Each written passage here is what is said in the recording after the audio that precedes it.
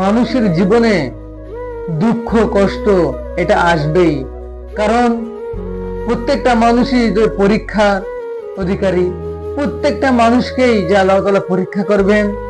আল্লাযী খালাকাল মাউতা ওয়াল হায়াতা লিয়াবলুয়াকুম আইয়ুকুম আহসানু আমালা। আমি আল্লাহ তাআলা নিজে বলেন, আমি আল্লাহ তাআলা মওত ও হায়াত সৃষ্টি করেছি শুধুমাত্র মানুষদেরকে পরীক্ষা করার জন্য।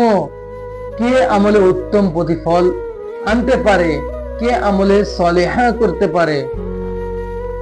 এই জন্য দুঃখ কষ্ট বেদনা, চাকরি চলে যাবে, স্ত্রী চলে যাবে, বিয়ে ভেঙে যাবে, আপনার টাকা পয়সা ভিতরে আপনি লস খাবেন, ব্যবসার ভিতরে আপনি লস খাবেন, টাকা পয়সা আপনার আরেকজন মেরে নিয়ে চলে যাবে, কিন্তু ধৈর্য ধরে রাখুন। যদি জীবনে যদি সফলতা অর্জন করতে চান তাহলে ধৈর্য ধরে রাখুন।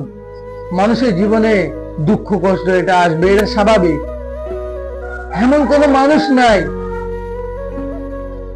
নবী আম্বিয়া কিরামের জীবনে, সাহাবায়ে কিরামের জীবনে, সলিহিন আউলিয়া আলেম ওলামাদের জীবনে অনেক কষ্ট এসেছে, অনেক পরীক্ষা এসেছে, অনেক ধৈর্যর পরীক্ষা এসেছে।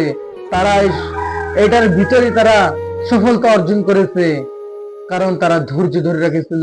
এই জন্য যারাই ধৈর্য ধরে রাখে তারা কখনো ব্যর্থ হয় না, তারা সফলতা অর্জন করেই ইনশাআল্লাহ। এই জন্য আপনি ধৈর্য ধরে রাখুন।